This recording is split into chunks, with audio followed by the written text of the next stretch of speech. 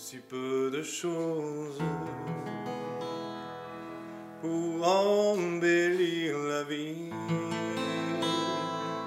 Un sourire, une rose,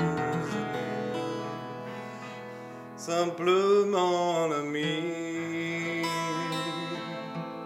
Il faut si peu de choses pour que le ciel soit bleu. Il suffit que Dieu pose un bleu dans les cieux. Eh bien, bonjour à tous. Vous allez bien? Oui. J'ai vu, il fait un temps splendide, on a même dû mettre les stores. Voilà, ce matin, je vais vous parler de quelque chose de clair et net, afin qu'il n'y ait pas de confusion dans vos cœurs. On me demande souvent, mais quelle est la vraie Église de Jésus-Christ? Il doit bien y avoir la vraie Église de Jésus-Christ. C'est pas comme ça qu'il faut poser la question. Ce qui est important, c'est d'être certain que vous avez fait, que vous avez pris au sérieux, que vous croyez aux faits cardinaux de l'Évangile. Êtes-vous venu à Jésus comme pécheur en confessant vos péchés? À Dieu.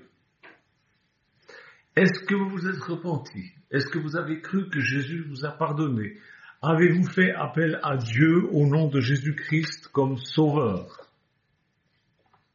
Avez-vous invité Jésus à venir habiter en vous par son Saint-Esprit? Par la foi, est-ce que vous avez commencé à dire aux gens que vous croyez que Jésus-Christ est votre sauveur personnel? Si vous pouvez répondre oui à toutes ces questions, alors vous êtes né dans l'authentique Église de Jésus-Christ. Vous êtes un enfant de Dieu. Et peu importe le nom de l'Église que vous fréquentez, avec qui vous chantez des cantiques, avec qui vous adorez Dieu, avec qui vous priez, avec qui vous adorez, avec qui vous étudiez la Bible. Parce qu'en réalité, suivre Jésus-Christ, c'est adorer Dieu, c'est apprendre à aimer les autres, c'est les aider, c'est avoir une communion fraternelle avec ses semblables. Alors, le meilleur moyen d'exprimer tout cela est dans le contexte d'une communauté chrétienne. Prions. Seigneur Jésus, je te prie de m'aider à être clair et de permettre que mes frères et sœurs comprennent vraiment ce que je dis afin qu'ils puissent changer ce qui est à changer dans leur vie. Merci Jésus. Amen.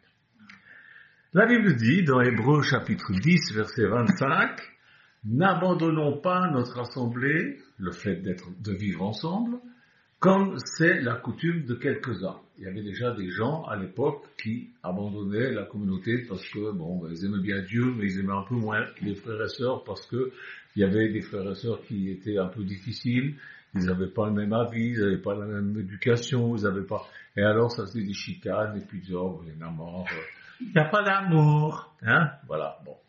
Alors, faites de votre mieux pour trouver une compagnie de chrétiens qui croient aux principes fondamentaux que je vous ai donnés tout à l'heure et qu'on trouve donc dans la Bible. Coopérez avec le responsable de ce groupe, je vais l'appeler groupe, que Dieu a établi comme berger de son troupeau. On va lire dans Jérémie chapitre 3, verset 15, il est dit là, « Je vous donnerai des bergers selon mon cœur, ils vous paîtront avec intelligence et avec sagesse. » Vous allez me dire, oui, dis donc, moi je connais des églises, non. Je vous dis, choisissez une église où il y a un pasteur qui correspond à ça, c'est-à-dire qu'il vous conduit avec intelligence et avec sagesse. Il faut que vous fassiez de votre mieux pour trouver cette sorte d'église. Dieu le dit dans la Bible, il s'adresse aux responsables des groupes chrétiens en leur disant, on trouve ça dans Actes chapitre 20, verset 28, il est dit, veillez sur vous-même, donc aux pasteurs, aux responsables d'église, veillez sur vous-même, déjà premièrement, avant de...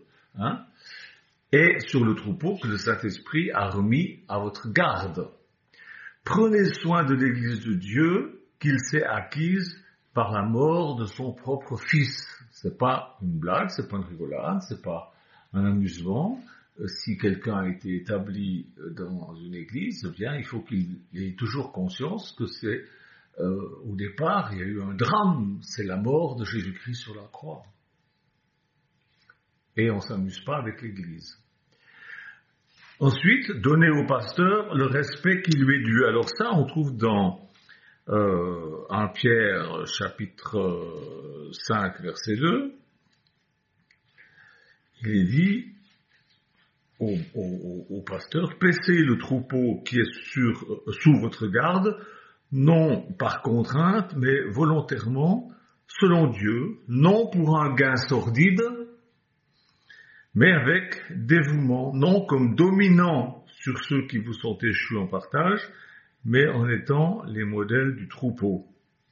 Et lorsque le souverain pasteur paraîtra, vous obtiendrez la couronne corruptible de gloire. Donc ça, c'est ce qui est dit au pasteur, comment ils doivent faire, comment ils doivent agir. Et dans Hébreux, chapitre 13, verset 17, on l'a vu déjà. Ah non, on va le voir bientôt. Hébreux 13, 17, dans nos vendredis. Voilà ce qui est dit. Obéissez à vos conducteurs, à vos pasteurs, aux responsables d'église, ayez pour eux de la déférence, car ils veillent sur vos âmes comme devant en rendre compte, qu'il en soit ainsi afin qu'ils le fassent avec joie et non en gémissant, ce qui ne vous serait d'aucun avantage. Vous voyez, il dit aux pasteurs, servez le troupeau, veillez sur eux, non pas par contrainte, mais si les chrétiens deviennent insupportables, ben ça devient une contrainte pour le pasteur, ça devient difficile pour le pasteur est triste, et puis le pasteur fait son boulot un peu à reculons, et puis voilà, il est malheureux, et c'est pas le but de rendre malheureux son pasteur, parce qu'alors après, tout le monde est malheureux. Donc, c'est aux chrétiens de prendre soin, chaque partie doit prendre soin les uns des autres. Le troupeau doit prendre soin du pasteur, le pasteur doit prendre soin du troupeau. Vous avez suivi? C'est clair? Voilà. Cherchez donc à aider votre pasteur pour trouver de nouvelles personnes pour l'église. C'est pas au pasteur de faire tout le boulot. Il y a une mode depuis quelques années, c'est que les chrétiens invitent les gens à venir dans l'église pour que le pasteur les évangélise. C'est très bien. Déjà, si on fait ça, c'est pas mal. Mais le truc, ça serait plutôt que vous alliez et que vous emmeniez les gens à Jésus là où ils sont. Là où ils sont, chez eux, chez vous, dans la rue, dans le métro, partout. Et puis qu'ensuite, une fois qu'ils ont fait la paix avec Dieu, que vous avez prié avec eux, vous leur dites, écoutez, dimanche, viens avec moi, je vais au culte. Hein? Donc, vous cherchez à aider votre pasteur pour trouver des nouvelles personnes pour l'église. Ça, c'est la base. C'est la base, c'est ce que tous les chrétiens devraient faire. Malheureusement, beaucoup maintenant, à notre époque, ne fréquentent même plus une église et ils ont toutes sortes de raisons qu'ils trouvent toutes bonnes pour ne plus fréquenter les églises. Ben, c'est pas bien. C'est pas bien. En réalité, il n'y a aucune raison spirituelle, réelle, pour ne pas avoir de communion fraternelle. Ça n'est pas normal. Ça n'est pas spirituel. C'est pas parce qu'il y a quelques problèmes que vous devez dire, bon ben moi je reste chez moi, je ne vais plus avoir de communion fraternelle. Ça n'est pas bien. Il faut le dire, ça n'est pas bien. Même s'il n'y a pas d'église dans votre localité, et que vous ne pouvez pas vous déplacer parce que vous êtes malade ou parce que vous êtes trop vieux ou parce que je ne sais pas quoi. S'il n'y a pas d'église dans votre localité, vous pouvez en établir une vous-même pour pouvoir étudier avec des croyants, des nouveaux croyants, pouvoir louer Dieu avec d'autres croyants. En fait, c'est ce que faisait l'église primitive. Et puis, quand il y avait un groupe suffisamment grand, il y a toujours un pasteur qui va venir pour vous donner un coup de main. Il ne demande que ça. Je veux dire qu'il faisait au moins ça. Qu'il faudrait faire au moins ça. Parce que c'est bien joli, l'église par Internet. Vous êtes là et vous écoutez le culte, vous écoutez la parole de Dieu par Internet, mais ça n'est pas exactement ce que Jésus voulait quand il a dit « je vais construire mon église ». Alors, au début, il recevait des gens dans leur maison, il faisait de leur maison un lieu de prière. Qu'est-ce qui est difficile pour vous de faire? C'est pas difficile. Déjà, vous avez des amis, des copains, des copines. Vous les invitez à boire un thé, un café, une bière, enfin, ce que vous voulez, avec des gâteaux, des machins, puis vous parlez de Jésus d'une façon tout à fait normale, naturelle. Et puis voilà, puis vous allez gagner des gens à Jésus en faisant ça.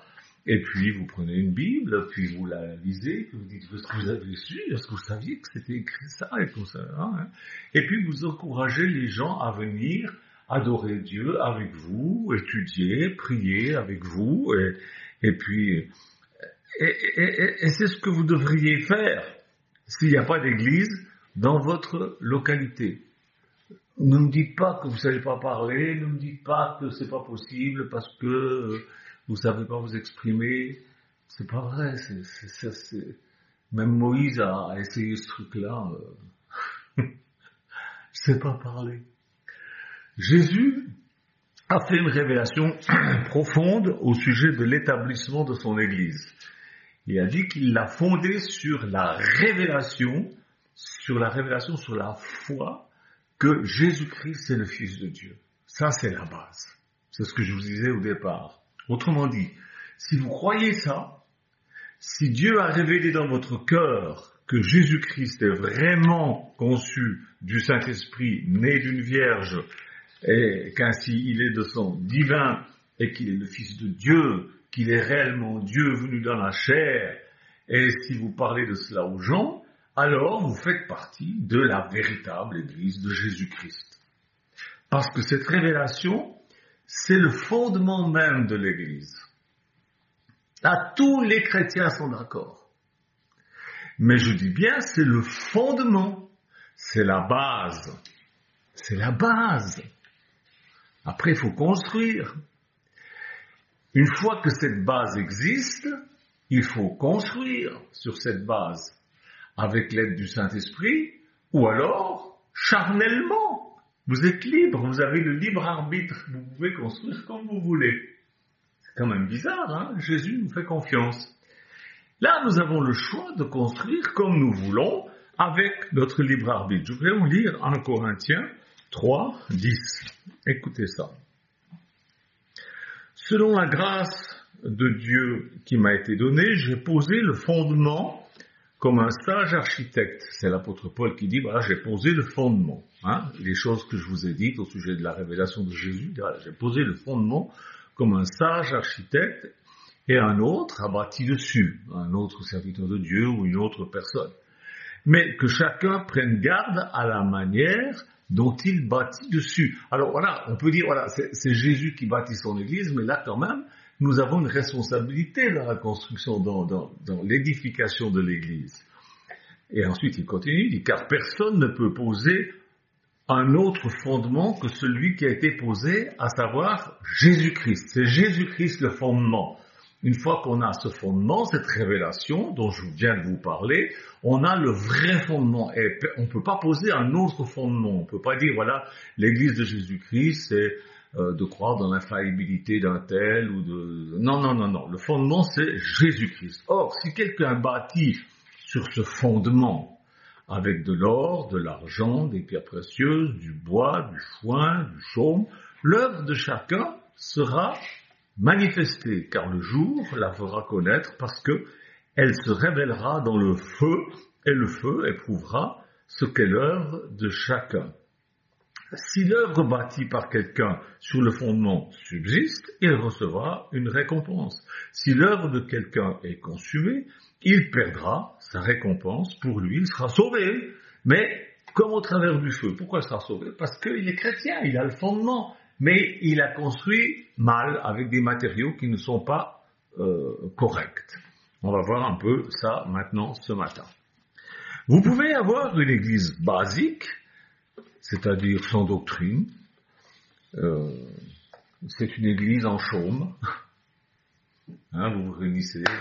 Alléluia, les choux sont gras.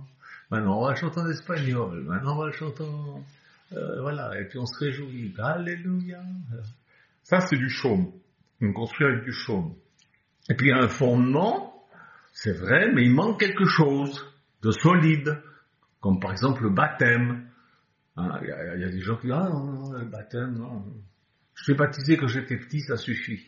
Dieu il a qu'à être content avec ça. » Ou d'autres disent « Oh mais non, mais c'est pas dans de l'eau qu'on va être baptisé, c'est en Jésus-Christ. » Ils n'ont pas fait d'études, mais ils savent mieux que ceux qui ont reçu de Dieu. Voilà, ils ont leur avis, ils construisent avec du chaume. Ou alors il n'y a pas la Sainte Seine. Ils donnent pas la Sainte Seine, disent. Alors vous pouvez avoir une église sur un bon fondement, Jésus-Christ, mais construite avec du chaume, ou alors avec du foin, c'est-à-dire pas très solide. Si par exemple on a construit le chalet de Mélodie, si on avait construit avec du foin, ben, mes pauvres enfants, voilà, un coup de vent, puis plus de chalet. Pas très solide. Première épreuve, boum. D'accord? Là, il dit, c'est tout ce que vous faites, ça va être éprouvé par le feu. Et si ça tient pas, si ça tombe, ben voilà, c'est que vous n'avez pas construit avec des matériaux qui étaient corrects, bibliques. Ou alors vous pouvez construire avec du bois, c'est-à-dire vous avez une forme d'organisation plus ferme, mais pas vraiment exactement conforme à la volonté écrite de Dieu. Mais c'est déjà mieux que du chaume ou du foin. Vous avez déjà évolué un petit peu, vous êtes déjà un petit peu mieux que ceux qui construisent avec du foin et qui sont là. Vous pouvez construire sur le vrai fondement, c'est-à-dire Jésus-Christ, avec des pierres précieuses. Qu'est-ce que ça veut dire? Ben c'est nous les pierres précieuses. C'est quand on gagne quelqu'un à Jésus, c'est des pierres sur notre couronne. Alors, vous pouvez construire sur le fondement Jésus-Christ avec des gens triés sur le volet. Vous ne voulez pas vous embêter avec des drogués, vous ne voulez pas vous embêter avec des homosexuels, vous ne voulez pas vous embêter avec des prostituées, vous ne voulez pas vous embêter avec des bipolaires, vous ne voulez pas vous embêter avec des gens qui ont des problèmes, vous voulez des gens bien.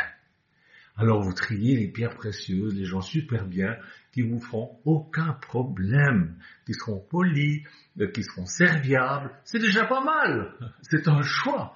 Vous pouvez le faire, mais vous pouvez faire mieux. Non? Pensez pas?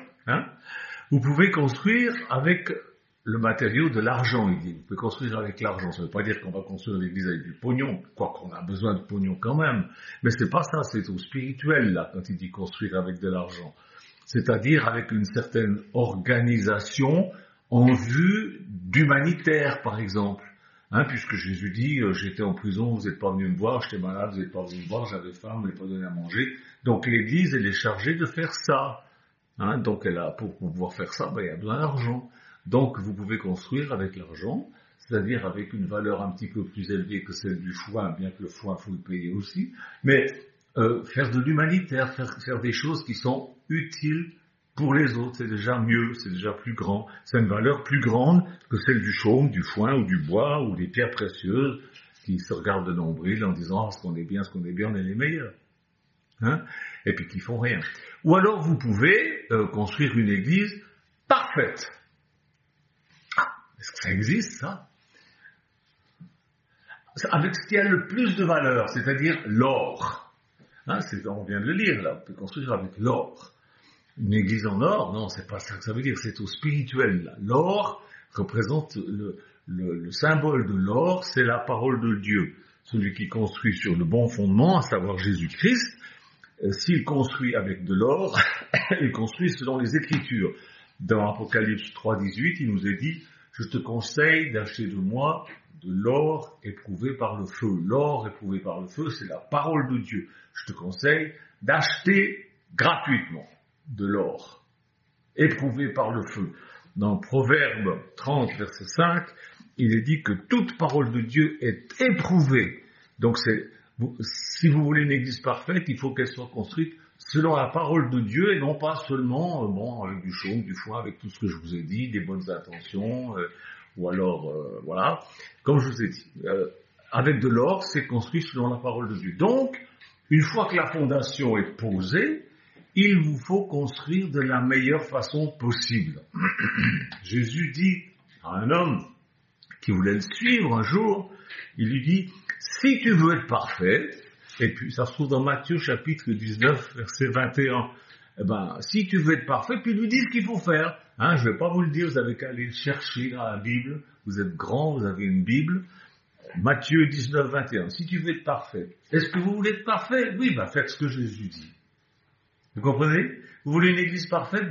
Construisez l'église parfaite selon ce que Jésus dit dans Matthieu, chapitre 19, 21, Luc 14, 33, Actes chapitre 2, Actes chapitre 4. Ça, c'est l'église parfaite, telle que Jésus la veut. Ça ne veut pas dire que les gens qui sont dans l'église sont parfaits.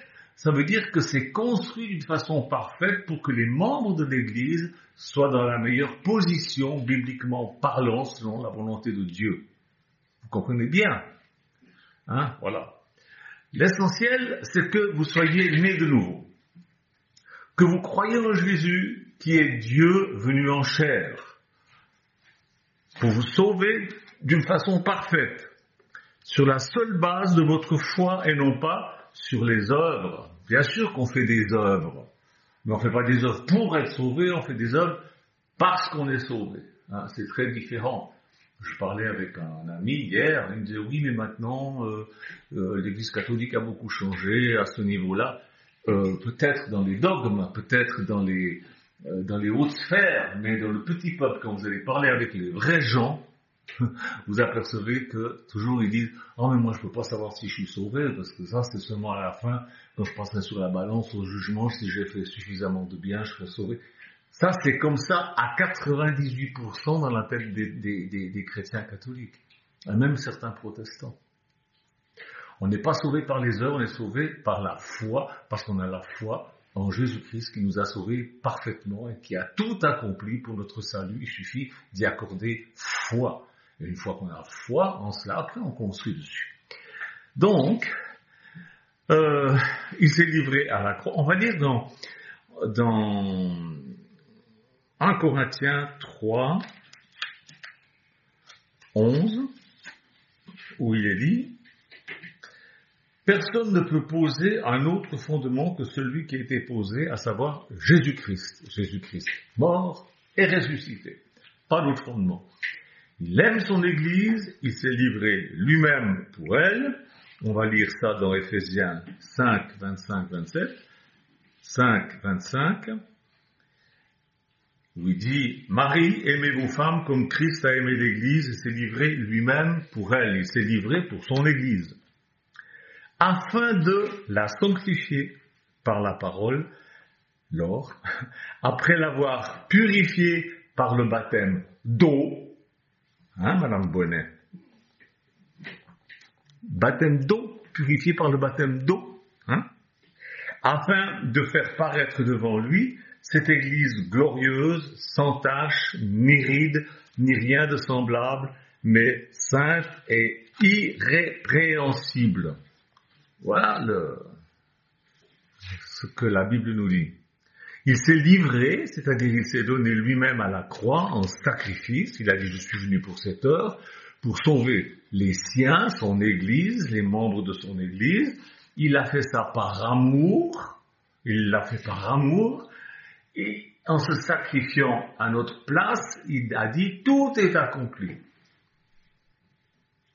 Puis, il nous met à part par sa parole, c'est-à-dire il nous sanctifie. Sanctifier, ça veut dire mettre à part. Il nous met à part par sa parole. À part de quoi? À part du monde. On est un monde dans le monde, mais on ne fait pas partie du monde. Jésus dit, vous êtes dans ce monde, mais vous n'êtes pas de ce monde. On est du monde de Dieu, du royaume de Dieu sur la terre, et notre manuel de savoir-vivre, c'est la parole de Dieu. Il nous a mis à part par sa parole. C'est sa parole qui est notre carte de route. On ne fait pas une chose si c'est pas dans la parole. Aujourd'hui, je voyais une vidéo où il dénonçait les nouveaux gris-gris qu'il y a dans l'église. Il y a des gris-gris, pas seulement en Afrique. Il y a des pasteurs, ils vous vendent de l'huile sainte. C'est devenu pire que les catholiques. Des pasteurs pentecôtistes, ils vous vendent de l'huile sainte pour vous guérir, pour vous protéger. Vous pouvez en mettre sur la photo de votre bien-aimé quand il part en voyage afin qu'il vous soit fidèle. Vous pouvez... des âneries. Et les chrétiens courent là-dessus. Alors les pasteurs, ils achètent de l'huile n'importe quoi. Et puis ils disent qu'elle vient d'Israël. Puis ils vous vendent ça 10 €, un petit flacon de 10 millilitres, de même pas. C'est comme ça maintenant. Ce sont des vierges folles, la Bible nous dit. Ils y croient, des âneries comme ça. C'est pas dans la parole, ça. C'est pas dans la parole, mais qu'est-ce que vous voulez? Ils sont tellement habitués à être en dehors de la parole qu'ils font plus la différence. Mais Jésus nous a mis à part de ce monde, à part de tous ces trucs. Il le fait, il nous sanctifie par sa parole, après nous avoir purifiés par le baptême d'eau. Marc chapitre 16. Celui qui croira et qui sera baptisé sera sauvé. Point. Tu veux pas être baptisé? T'as une autre compréhension? Tu fais comme tu veux. Moi, c'est la parole qui compte. La Bible dit, après l'avoir purifié par le baptême d'eau. T'en veux pas? Tu te débrouilleras avec lui, avec Dieu. Il a fait et il continue de faire tout cela afin de nous faire paraître devant lui, glorieux, sans tache, ni ride, ni rien de semblable. C'est tout au figuré. Ça ne veut pas dire que les gens ridés ne pourront pas rentrer dans le royaume de Dieu. Ça veut dire que il veut une belle église, il veut pas une église toute mal foutue. Mais il veut que son église et les membres de l'église soient saints, c'est-à-dire mis à part du monde, et irrépréhensibles. Irrépréhensible, ça signifie qu'on ne peut pas blâmer, que le diable ne peut pas attaquer. Irréprochable. Choisissez l'église, voilà. Et puis si vous trouvez qu'il n'y a aucune église qui est irréprochable, etc., créez. Vous pouvez en créer une. C'est pas interdit. Personne ne vous interdit de faire ça. Alors voilà. Je vous ai montré le fondement de la vraie église de Jésus-Christ et je vous ai démontré comment construire sur ce fondement d'une façon charnelle, peu consacrée, ou très consacré, ou tout à fait consacré, selon la parole de Dieu. Je ne peux pas faire plus. Je ne peux pas faire plus. C'est à vous de savoir ce que vous désirez faire avec votre libre arbitre pour montrer votre amour à Jésus. Parce que c'est bien joli de dire Jésus je t'aime, Jésus je t'aime, Jésus je t'aime, il faut le prouver. Alors, montrez à Jésus comment vous l'aimez en faisant ce que sa parole, ce qu'il a dit. Et vous serez bénis, ça, c'est certain.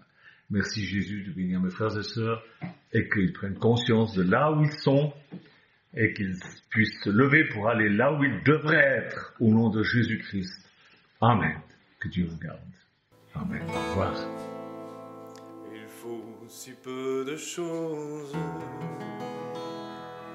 pour embellir la vie. Un sourire, une rose, simplement un ami. Il faut si peu de choses pour que le ciel soit bleu. Il suffit que Dieu pose